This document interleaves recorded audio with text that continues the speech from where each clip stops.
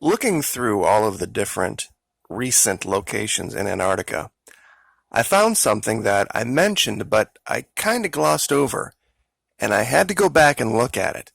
And the more I looked at it, the more I realized we found something pretty incredible. I had mentioned that in a crevasse there was this, what appeared to be, bow of a ship. Now, given that we were looking at what appears to be a settlement, I assigned the ship to them, but maybe ancient Antarctica, because we've proved they are a seafaring civilization. But the more I looked at the ship, it looked much closer to a Phoenician vessel, and I'd like to share that with you today. There has been a lot of speculation and theory that the Phoenicians made it all the way to South America. They were one of the very first, at least documented, pardon the camera here for a minute, seafaring civilizations. And I'd like you to take a look at the design of the ship. I've brought up a few different examples. Now, it's kind of weird. You would look at this if you weren't paying attention real close and think to the left was the bow. The left is actually the stern. The right here is the bow, where the eye is, and this is kind of the wave breaker out front, the early version of the quote-unquote bulbous bow from the Fitzgerald investigation. They had those a long time ago. See, here in the back, they curve inward. They curve toward the front of the ship, or toward the bow of the ship. Now, why they did that, there could have been many, many reasons. You can see in this particular one, there's clearly what looks like captain's quarters or officer's quarters. And we can see that here as well, how it curves inward and back. And these are four distinct examples of that. In this particular one, it is facing to the left. This is the bow over here, and this is the stern back here.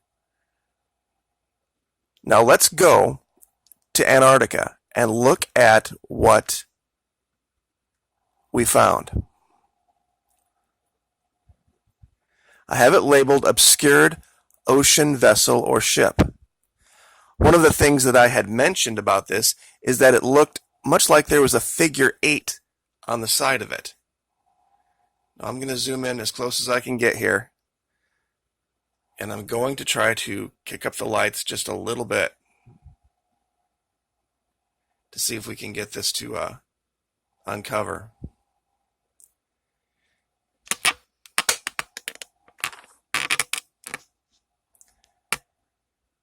Okay. Now, let's assume this is the stern. Do you see how there's this big horn curving back in toward the ship? It looks very much like you have the edge of the hull, and then you see how it's the straight line right here? That this would be the deck here. And there is right here, let's see if I can get a little closer. Okay, this figure 8. Now what that was, I wasn't sure, but I did some more looking, and I think my Navy guys might already know what it is.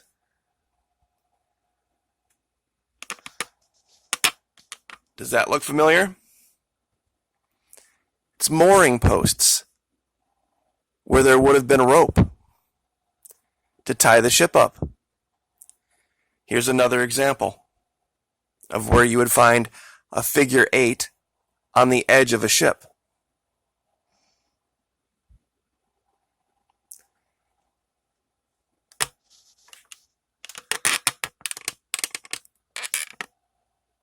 Okay, there we go. That's a little bit clearer.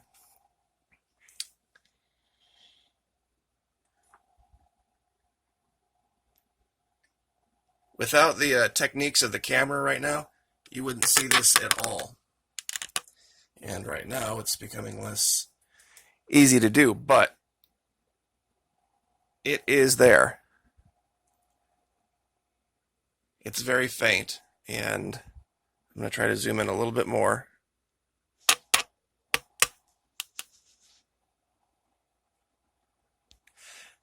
So this is what I think we found. I think we found a Phoenician ship that somehow, some way, has gotten trapped in the ice here. How this happened, who knows? They were known to, at that time, to bring ships far inland for different reasons. And at that time, this could have been some type of a waterway. And it could have just gotten stranded here when whatever happened to this continent happened that caused the Great Freeze. I really honestly think this is something that archaeologists need to look into because it's all there. You have the nice pointed bow. You have this horn that scoops in. You have the clear difference between the side of the ship and the deck of the ship. You have the figure 8 right here that looks very clearly like it's some ancient mooring device. And once again, I will give you guys the location, and when you pull this up on your own computer, even a 15-inch laptop, you'll see this very, very clearly. Now, strangely enough, I found one months and months ago that's almost identical to this. And real quick before we leave, let's just measure this, just so we know how big this is. I'm going to measure it in feet. Let's do it. Let's measure it in meters. Okay, so from the tip up here to what we can see is about 70 meters. Let me pull this over here. 70.49 meters. So, not out of the realm of possibility. In fact, from my research, that's basically right on. We'll pull that up in feet real quick. 230 feet. To give you an idea, an Arleigh class destroyer, I believe, is 600 feet. So this is a third the size of a modern destroyer.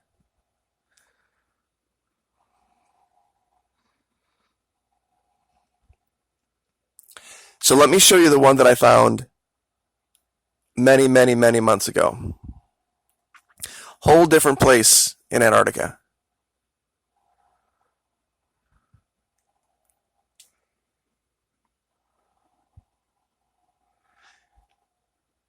Now this one is very, very different. This is much farther inland, but you can see the bow. You can see the wave breaker right here.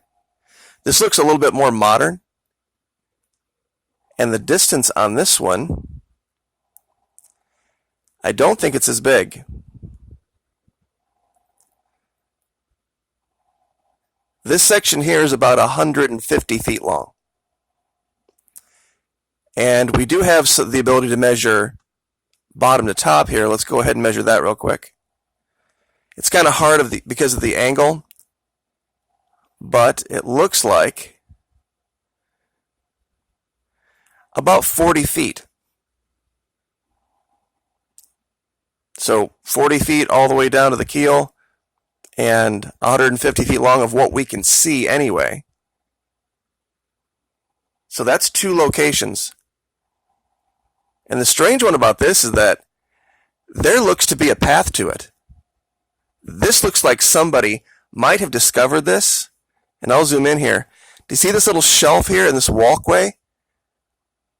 That this might be something they already know about. And they just haven't told us. That there's already, and this is even harder to see, but let's see, I can get in a lot closer here. Right here, it looks like there's some kind of excavation activity going on. That they've already been inside this thing and they know exactly what it is. So I'll leave that there. I do have enough material for a whole nother video. If I did it in this one, it'd be another half hour. But it's that region over near where we've been looking at by the giant and the Stargate and all that kind of stuff in the skull. This is a region very near that. And just to give you an idea, these locations here, these are all brand new. and different tunnel structures, of course, they are all on the compass. And that's what really will show you that this is not something that's just a figment of the camera. Because all of these cable and tunnel structures all run either 0 to 180 or 90 to 270, and they run in multiples of leagues or nautical miles. And when I show you in the next video what this uncovers, it shows clearly they're operating under the ice. But we will leave that there. Real quick, we'll go back to the original ocean vessel here and look at it one more time. And coming in from this angle, you can kind of see it too.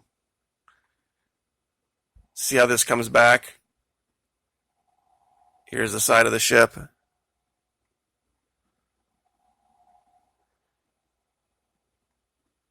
And it's so strange looking at it through the camera lens here and seeing what I'm seeing. That figure 8 just is it just doesn't show up, but it is there.